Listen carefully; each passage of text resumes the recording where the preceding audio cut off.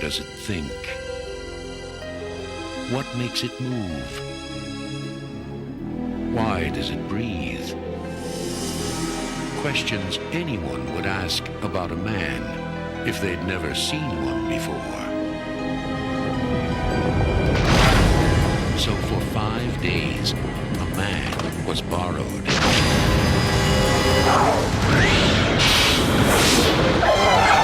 The story that Travis Walton and 5 other witnesses told was so unbelievable, so unimaginable, that it has become the most famous case of UFO abduction ever reported.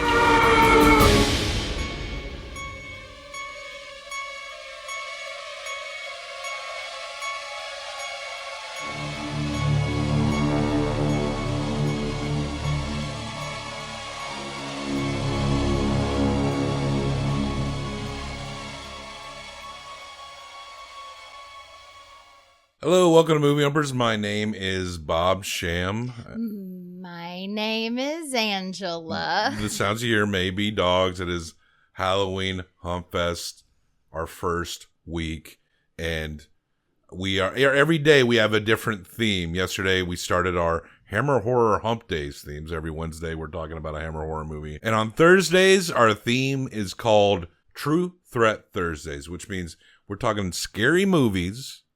Some might be more sci-fi, some might be more thriller, but they all have scary scenes in them, and they're all based on events that allegedly occurred or stuff that is based on a true story. And you can throw a little more skepticism on some than others. Some have different levels of exploitiveness, you would say. I would definitely turn up the skepticism on this one, but this movie has an interesting reputation after all this time. We're talking about Fire in the Sky from 1993, directed by Robert Lieberman, written by Tracy Torme, based on the book The Walton Experience by Travis Walton, starring Robert Patrick, James Garner, DB Sweeney, Peter Berg, Craig Schaefer, among others, cinematography by Bill Pope. This is based on an account of Travis Walton and like 6 other loggers working in Northeast Arizona. Elliot, young Thomas. Henry Thomas Cannot get away from the alien movies. And his account of being abducted by aliens. An account that to this day he says is true. There's a lot to talk about there, but let's get into the movie and then we'll talk about what we feel about the case itself and some differences. And of course there are differences in any movie separate from a real account. But I think what's interesting about this movie, it cost $15 million and made $20 million. Made a little bit of money, but not enough to really pop things off. But this movie has a lingering cult appreciation, and there's aspects of it that linger in people's minds years later. And including me, I remember seeing this movie in the theater, and there's a certain scene that this movie is infamous for. And the scene is so infamous that it kind of overwhelms the rest of the movie. Yes. And if you haven't watched it in a while, you may forget, like, who all is in it. Like, I forgot that James Garner is in this. I forgot that Robert Patrick was in this movie. Pretty much an ensemble. But I won't say it popped off too great. But there is something about... This may be a very bizarre comparison, right? But if I was thinking, if I could compare this movie to another movie we watched, I would pick The Watermelon Woman. Now, The Watermelon Woman, we discussed that for Movies Are Gay, and our last Movies Are Gay. It's the first movie made by a black lesbian. And The Watermelon Woman is kind of okay, an okay movie. I would say the characterizations in Watermelon Woman are probably a little more rounded than what we see in this movie. But Watermelon Woman has one of the best sex scenes you will ever see in a movie. That's true. And around that great scene, it's just all okay, right? But that one part is amazing. It's just like that with Fire in the Sky. There's a lot of things about this movie that is forgettable. There's a reason why it doesn't score very high. I think there's good reasons. But the part in which we see the character on the craft and having his memories is genuinely very fucking scary and actually quite great. I thought the rest of the movie was maybe a little better than you did from what you just said. I liked the way it was told, the way it was laid out, because they kind of go back and forth a couple times, you know, they're talking to James Garner to tell their story, and then it goes back and shows what they say they saw, and then, you know, Travis is missing. Some of it definitely could have been done better, but I agree with you. That scene where he is remembering what happens, truly horrifying. And that image of him laying on the table is one of the scariest images ever, because you just think about if that were you, just the sheer panic. That's what's interesting about a couple of the True Threat Thursday selections this month, is that you might say, oh, this one's more of a sci-fi, this one feels like more of a thriller, and yet they'll have some of the scariest scenes we will discuss all month long. And that's why they made the cut, this list, in Halloween Humpfest this year. But let's get into the movie. We're in a logging town, or it's like a very Mormon town. It was founded by Mormon settlers. In northeast Arizona is this town called Snowflake. And we got these guys. Robert Patrick plays Mike Rogers, who's like the foreman of these logging guys. I think these characterizations are a little one note for me. But you got like Peter Berg as David Whitlock. He's the religious guy. Henry Thomas is Greg Hayes. He is like the young teenage boy who doesn't know much. He's 17 and very scared and shy. Bradley Gregg as Bobby Codgel, who I thought looked like Steven Dorff. I was pretty sure it was Steven Dorff. Me too. But no, it's not. And DB Sweeney as Travis Walton, the guy who all this allegedly happened to. And he's more the cut-up little brother. He's doing the work, but he's also very silly, and he's always dreaming. It does seem to point out that he doesn't seem to give much of a fuck about the logging part, and he's showing drawings to his buddy Mike. What's this? This is our future. MT Motors, serving all of Navajo County. Harleys, Nortons, Yamahas, you name it. We'll do commercials like the guys in Phoenix. MT Motors. Our prices are so great, our showroom is almost always empty. Get it? Empty. MT Motors. We're going to open up a motorcycle shop, and we're going to do this. And it's like, yeah, we're supposed to be working and cutting down trees right now. And he wants to marry Mike's sister. And Mike has a rocky marriage because he doesn't have enough money. You bid on these jobs to go and do some logging in certain amounts of time in these certain areas. And Mike Rogers, Robert Patrick's character, Mike Rogers, that's what he does. He bids on these, and then he gets a crew together to come together and just take all these and log all these out. And clearing the land, right? He's presented as a guy who's very serious about it. But if they don't do it in a certain limited time, they could, I don't think the movie actually makes this very clear. They will be hit with fines. Like in real life, this was like this. So they had a time clock, and it does speak on that there's a limited time that they have to do this. DB Sweeney, this is one of his only major film leads. We've seen him as a TV actor over the years. The Cutting Edge. The Cutting Edge. I forgot about that one. This guy, Alan Dallas, is played by Greg Schaefer. He's also he's described as this drifter guy that hangs with the crew and was hired on. He's the angry, reckless one. Yeah, but like there's never really any rhyme or reason for his anger. He just is. There's really no depth to that character either. And he and Travis Walton seem to hate each other. And there's a point where he's cutting down a tree and it almost hits Travis. And he's like, timber, like, oh, this guy's could kill people here. You know, you maybe can fire a guy that might. They get into an incident where Dallas cuts his hand. Like, they just hate each other. Travis doesn't, his character is presented in this movie, does not even want to fucking be there anyway. Mm-hmm. Well, one night, they're driving away from their gig, and they see lights deep in the forest. So it looks like it might be a forest fire. And so they go towards it like on a back road. It seemed like they have to... It's the only road. They have to go down that road. And so they get closer and closer to see what it is. And they see something that's kind of like a flying saucer, sort of. But there's this ball on the bottom of it that is glowing like magma. It seemed alive. Yeah, and Travis Walton gets out of the truck, and everyone's like, what the fuck are you doing? So he's walking towards it, and then he gets hit with this light, and he gets elevated for a second, and then the light shuts off and he flops to the ground. They think he's dead. It kind of threw him. Yeah. That was the craziest not listen of this movie to say this is the craziest part, but truly, if you got thrown by a beam of light, I'm not going to be like, well, he's dead. Let's get the fuck out of here. Well, I guess I understand them freaking the fuck out. Freaking out, yes, but they're just like, he's dead, go. So they drive off, and Mike Rogers is played by Robert Patrick, is like, look, I'll leave you guys all here by the road. I got to go back up and check on him. And we don't see him searching for him, but we see him come back to a bar. They walk into a bar later. An interesting point that I think will be more relevant when we're talking about what we really think happened, or our theories about this movie, is that they make a point that the religious guy seems as though he's going to stay in the truck and go back with Mike. Get out. It'll be all right. You stay by the road. And Mike's like, get out of the car. Yeah. I am going up there by myself. There's certain details that lend it to being a little more skeptical. Mm-hmm. And we see at the beginning of the movie, all these men, before we get to this scene, we see the aftermath at the very beginning where they walk into this bar and they're all talking to each other. It's like, we're sticking to the story, no matter how rough it gets. Understand? We all got our story, right? I should point out that the director, Robert Lieberman, does not buy this story. He has his own casual theories as to what's going on.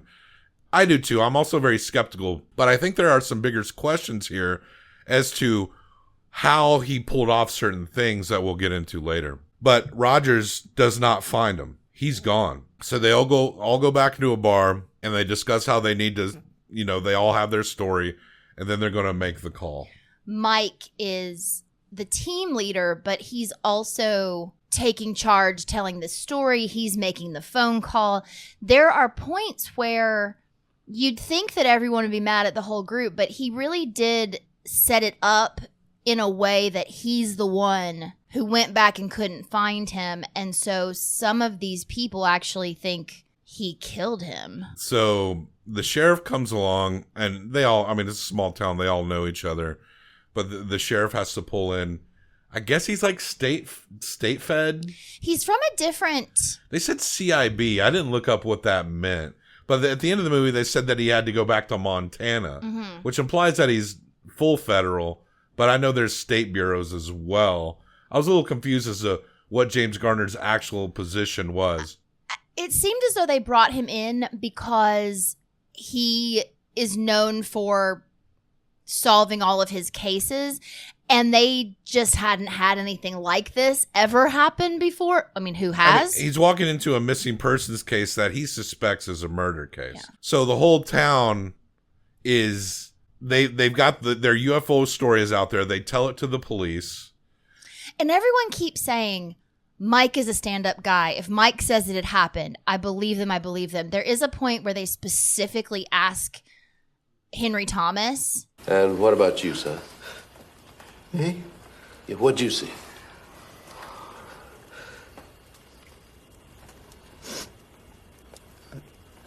I saw the same as they saw. There's some rando asshole that seems to be very confrontational with them as well. We all know people like that, though, that take it upon themselves to... His character's not really expounded upon or he acts as though he's going to be a vigilante. He even at one point says, well, somebody will get the truth out of him, but nothing ever happens. I really think, like, Robert Patrick's character, his is the most layered in the sense that he's having trouble at home, and he is playing a guy that has, you can tell, has a lot going on under the surface, but is trying to hold it together, is trying to repress his own emotions. And I think it shines in particular in the end scene more than at any point in the movie.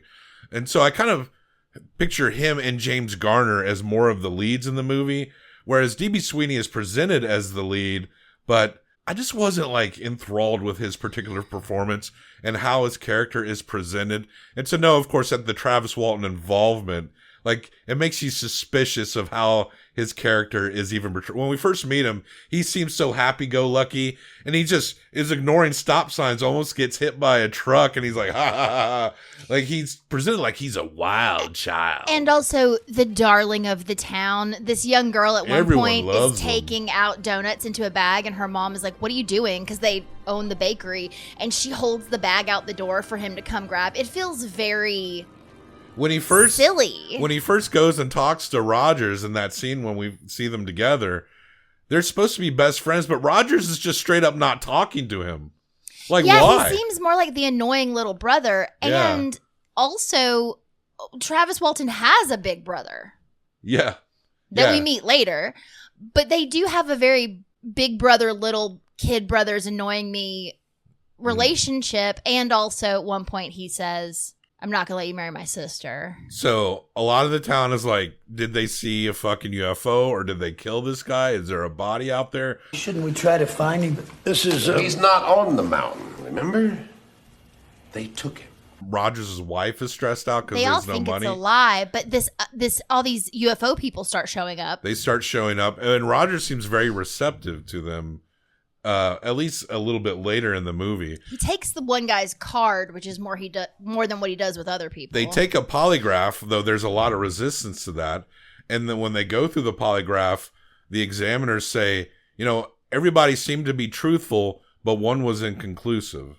I mean, there's about 6-7 guys in this crew. 6 minus Walton. And so they're like, we're going to need you to come back tomorrow to take more tests. And they're like, no, fuck that. We're not doing that. Everything is just kind of left hanging until Mike gets a phone call. Yeah, who is this? I have a collect call from Travis Walton. Will you accept the charges? Just hang up the phone. I'll accept it. Go ahead, sir. Mike. Travis.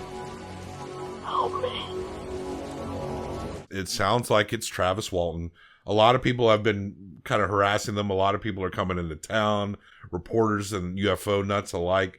So there is some reason to be skeptical, but they drive out into this part of nearby Arizona where they live, and they find Travis Walton. He's in a fetal position, completely naked by an ice machine. I mean, we've all been there. I don't know if this was true to the story, but the group he takes to find him is very interesting and specific. He takes the religious guy that was on the group. He takes Berg. the girlfriend who is his little sister and the guy's brother. They get him into like a building. They're trying to talk to him, but Rogers calls the UFO dudes first. It's a wise thing you called. This is a very critical time.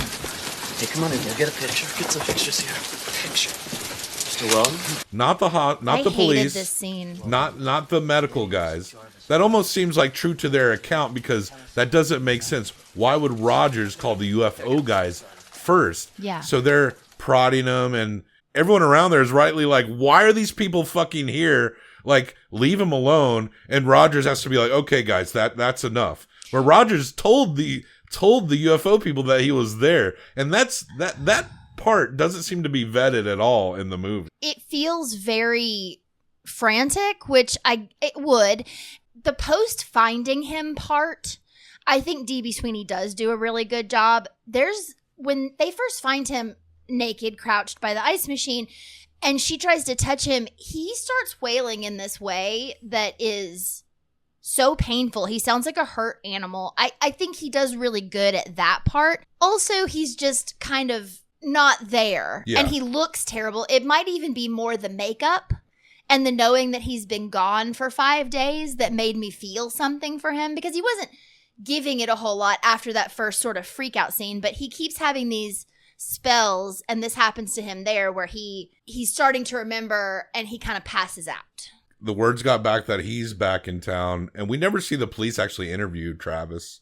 No. Not a scene like that, but the town's excited, and they bring him back home after he's been in the hospital. They're throwing like a welcome home party for him at his home, and he freaks out and it goes into a fetal position under the table, and then that's when we get the full flashback of his abduction. Also thought it was the way they set it up, because they had this syrup that dripped down, and when that hit his mouth, it like took him to remembering this like goo in his mouth. We're seeing Travis Walton wake up in like a jelly pod, and he kind of scrapes his way out of it, and there's like no gravity. It looked good.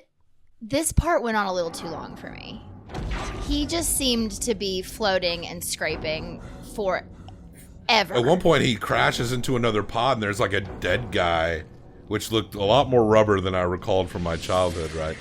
And this part where he sees the glimmer of his keys, and he's floating out to reach him, and then he starts to descend down this tube, and then he's in this room where it looks like there's aliens, but there's suits like connected to like, and he vocalizes that he's like space suits, and it's actually really cool. Where a really cool creepy part where one of the suits lifts its head up behind him, and it comes up to touch him, and he shoves it away, and so he's trying to like scramble. He's panicking as you fucking would in this scenario, but then these devices grab him and they strap him down to the bed. And when he hits the alien, it knocks the helmet off, and they kind of got those, like, they look like little old men, and they are described as Walton originally described them, like their shape, and with these like brown eyes that are about quarter size. No nose. Something similar to what we've all come to know of what the alien look is. The suit heads look like the classic look. And so this is proposing that what is often described is their suit, their mask, and then they look like little pruny old men underneath it. And so they got this guy. You should just look online, at the very least, just this part. This is the most infamous part of the movie. This freaked us all out in the theaters when we were kids. And they just got this thing, and the rigs and the setup, like, it just all looks very, very good. It successfully looks otherworldly. Like, no matter what I think about the rest of the movie, this particular abduction scene is one of the most well executed you will ever see. And these machines are coming down. He's strapped in. They put this like rubber over him that sucks him onto the table, and they cut a hole in the mask, opening up his eyes, and a jelly fluid is coming in, and then you see this needle start to come down and go towards his eye. Freaky as fuck. And then the flashback is over. The best part of the movie is over. Yes. And we see him snapping out of it, having to deal with that. And then it cuts to near the end, and we get James Garner, the sheriff, because he knows all these guys, is very sympathetic to their story by the end. James Garner is never believing it for a second, but there's nothing else he can do. He's leaving town. It's not a murder case anymore. They found the guy. And so the nature of his presence changes here. What's he going to do? Investigate an alien abduction? That's not in his wheelhouse. When I saw this movie in the theater, I was a lot more maybe like the sheriff. Just coming in skeptical, but then very sympathetic of them. Mm-hmm. But watching it this time, I was all James Garner all the way. So we get a scene where Travis Walton seems to be very well put together at this point. Years have passed. He's got a couple of kids. They're Mormon, so they waste no time. And then he goes to where Mike Rogers is living. He's divorced. He's isolated in this cabin. And this is Robert Patrick's best. His character is always trying to stifle emotions. He's playing a guy there's always something going on under the surface. And I think this part is where those stifled emotions, that self-repression, he plays it the best. Travis drives him. He doesn't tell him where he's going. He just drives him to the part where he was abducted. And he's like, what are you doing? I think the overall tone of the scene, I like Robert Patrick's acting in the scene, but the overall tone of the scene seems a little too wistful for me. A little too, like, convenient. Like, Walton seems, for a guy who's been through, we just saw one of the most traumatic looking scenes in a movie, and he's, like, taking his buddy back to the site where he got abducted, like, I'd like to get the hell out of here before they come back. Oh, they won't be back.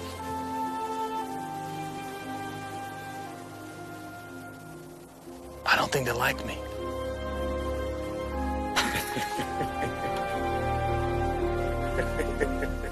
basking in the newness of his life and how I'm here to move forward with life. It felt so bizarre. Cheesy. And the way he was acting also didn't make sense with the lines he was saying, because he says, I haven't slept a full night's sleep since the last time I saw you, which you have to assume is around when all this shit went down. He doesn't even know that he has nieces and nephews. or that he has a nephew and then his Roger's sister's really pregnant presented again. as very isolated. Also, hottest he's ever looked. Oh, Patrick? Yeah. I mean, we're always going to love Terminator 2. And we're rewatching The Sopranos, so we see his gambling addict character in there is great as well. That desperation is Robert Patrick, underrated. He may not have the most range, but he knows he knows his wheelhouse, you know. But yeah, I thought this end scene and the Travis's behavior was just a little too convenient, a little too clean for me, and then the movie's over. Now, maybe I've made it clear enough. I think this whole case is bullshit. Yes. But there are some questions about it. Like, one thing that I will say that is different, and the director made the actual alien part of the movie, he changed it. Mm-hmm. Because the director and the writers deemed that, and the producers of the movie deemed that what Travis wrote was not really compelling enough. So they actually jazzed it up and made it seem even scarier than Travis wrote. In Travis's depiction, he's on the thing and he's floating down into these rooms, and he sees the little aliens that's pretty much shown how he's described in the movie. And that they try to get him to a table, but he shoves one into another, and he manages to keep them at bay with the cylinder that doesn't seem to break. He thinks it's glass, he's trying to break it, but it won't break, but he manages to keep them at bay.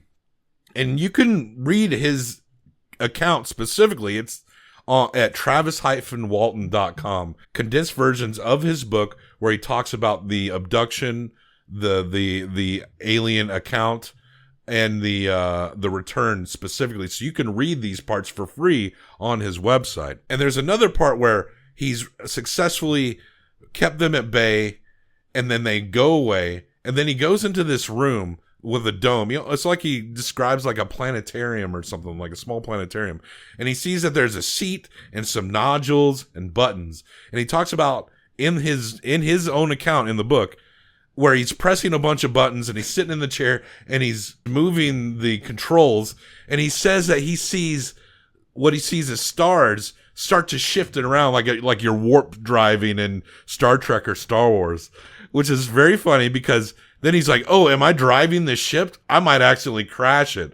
Like in his account, he's like, "Oh, I was flying the ship for like a hot second, and I had to stop before I crashed into something." Podcast listeners, I cannot stop rolling my eyes. Yeah, that's like a big red flag. Like, oh, they just let you. They didn't have that part of the ship locked down. You actually drove the ship for like a hot second, and then he said that there was a humanoid person that came and got him and guided him down a hallway to calm him down to a room where there was other humanoid-looking people.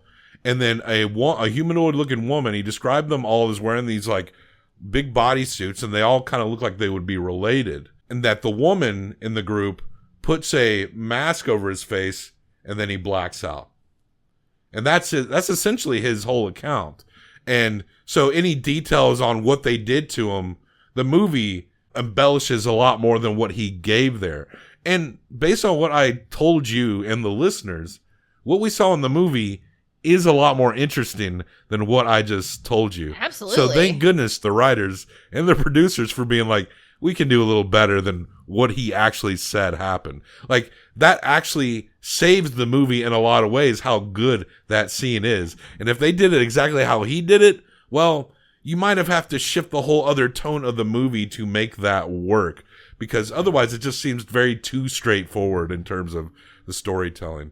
But again, they had to do this job in a certain amount of time, or they were going to be not just lose their contract, but they were going to be fined. This is another part in the movie where they give a little nod to some of the theories, because there's a scene between Mike and his wife, and she says, "They called today and you've been dropped." Yeah. And he just goes, "Yep." Yeah. And she says, "You don't look surprised." And he plays it off as, "Well, no, because everyone, thinks that I murdered my friend, and why the fuck do you care about money right now? And we haven't been out there to do the job."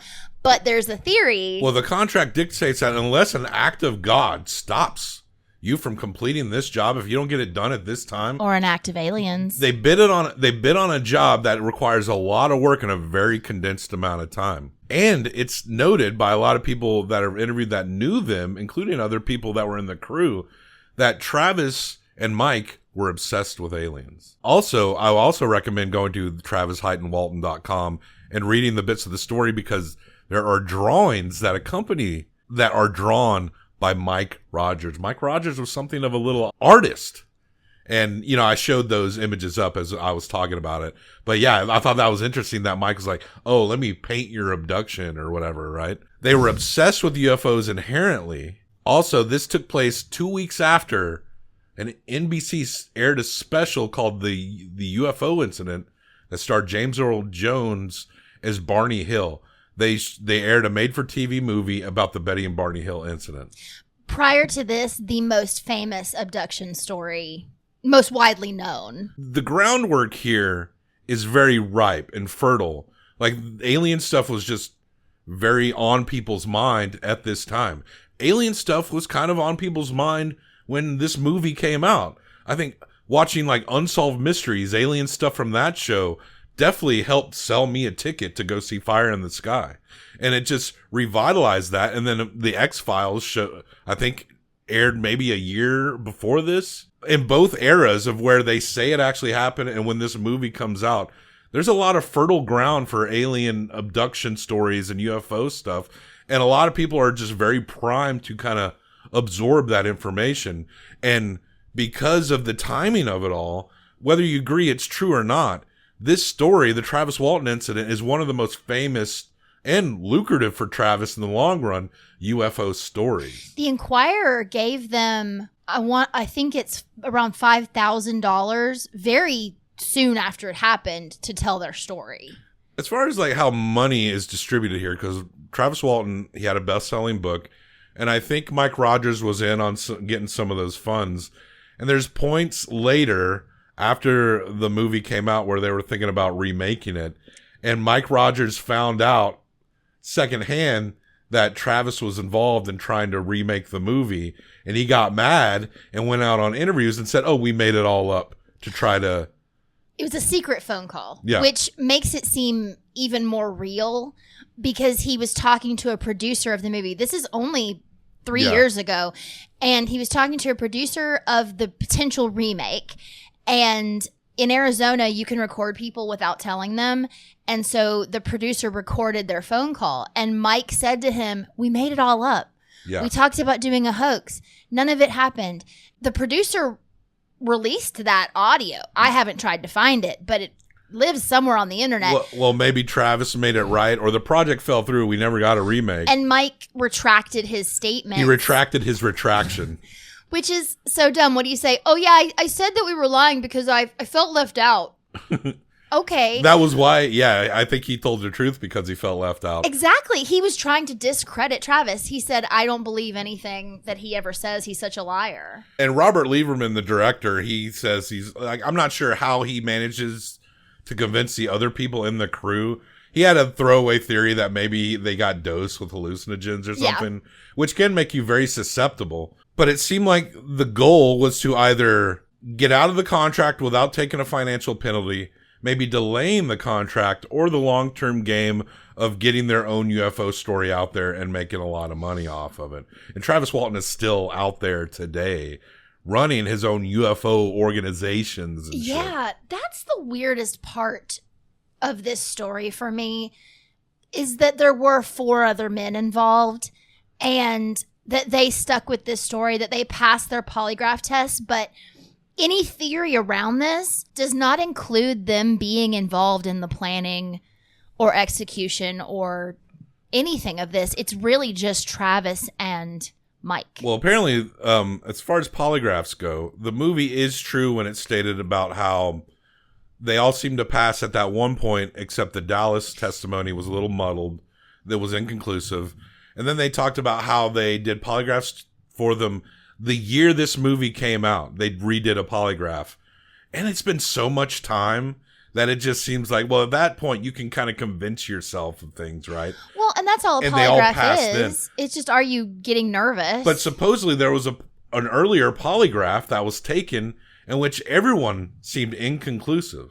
And I was reading like there might be some tricks to help you. Polygraphs are not admissible in court.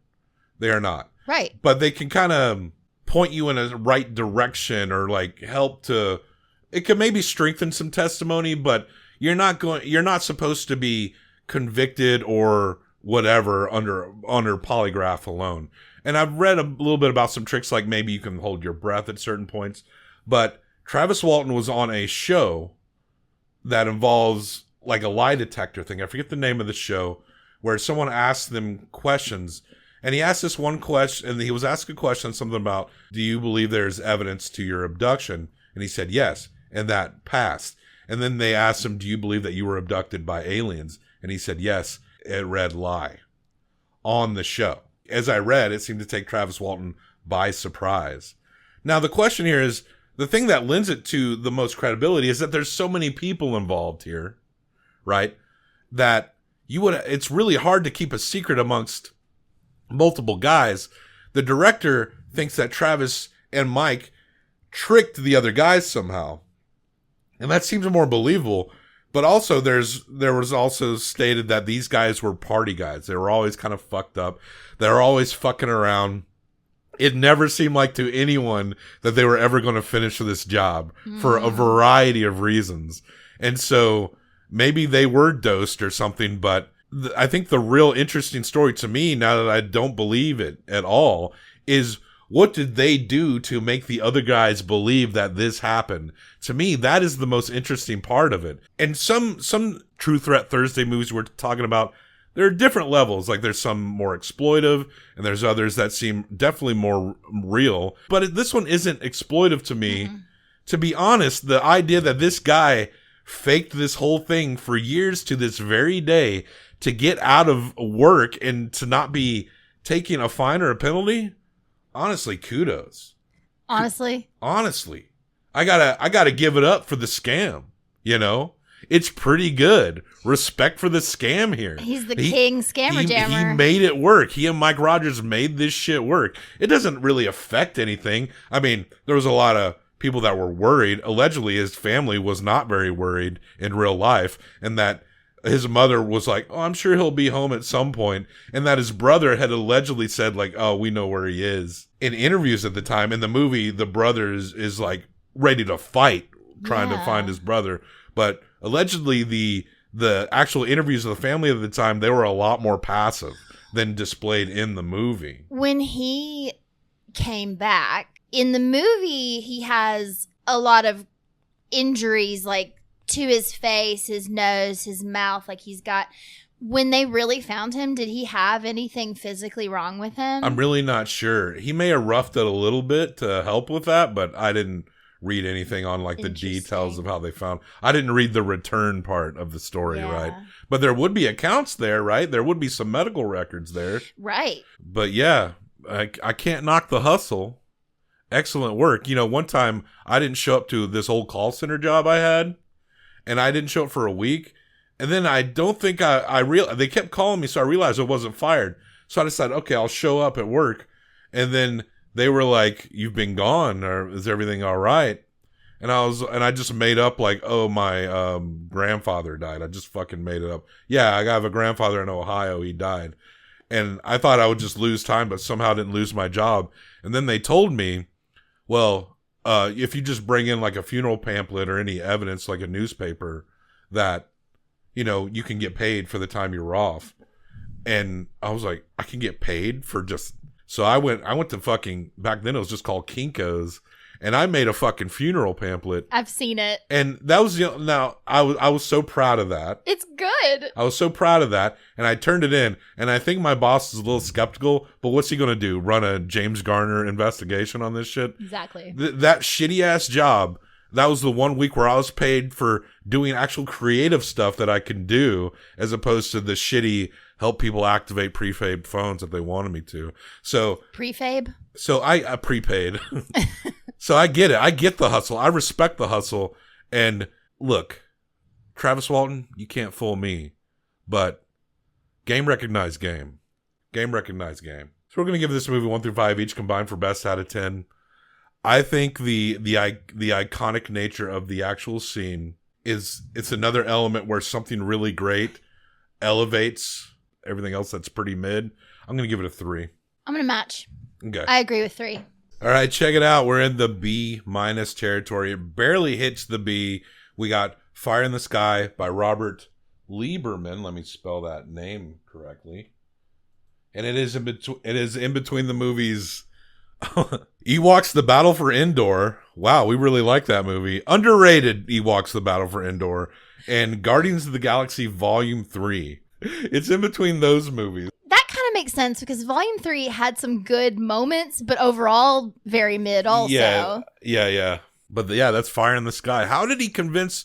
Either he convinced all those other guys somehow, which is, to me, the real story here, how he did that, or all those guys have managed to keep a secret for this long, which is even more unbelievable. Yeah. Truly. Especially if these guys ain't getting money from this, watching some guy get paid out the A. Because they didn't have money to pay them off. Yeah. I don't know. Anyway, that's Fire in the Sky. So tomorrow we start our Friday Night Fiends, and we're hitting up a classic. We could have easily just stuck them in a 6-pack episode, but we're going to hit Freddy Krueger one at a time with A Nightmare on Elm Street. We're going to hit him. We're going to hit him. America's favorite pedophile, Freddy Krueger. We discuss him tomorrow. So check the show notes for links to other places to find us. Like, subscribe. Let us know what you think about Fire in the Sky. I was on a Reddit sub, like a skeptic Reddit sub, just looking up stuff about this. And Reddit people are so weird, man. There's people like, I couldn't watch this movie because I knew it was fake. It's like, motherfucker, like most movies are fake. Like, who cares? Reddit people, man. Reddit people. Anyway, let's get the fuck out of here. Happy Halloween. Same old shit, just a different day. Out here trying to get it each and every way. Mama need a house, baby need some shoes. Times are getting hard. Guess what I'ma do? Hustle, hard, hustle.